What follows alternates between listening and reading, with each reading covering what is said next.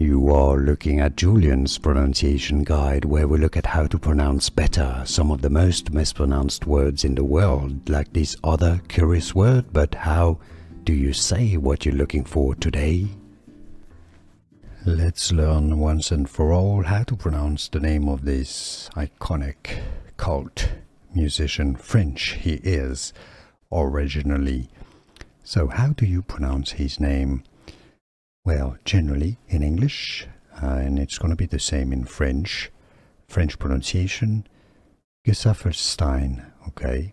Therefore in English, the pronunciation, he admits it himself. Gesaffelstein,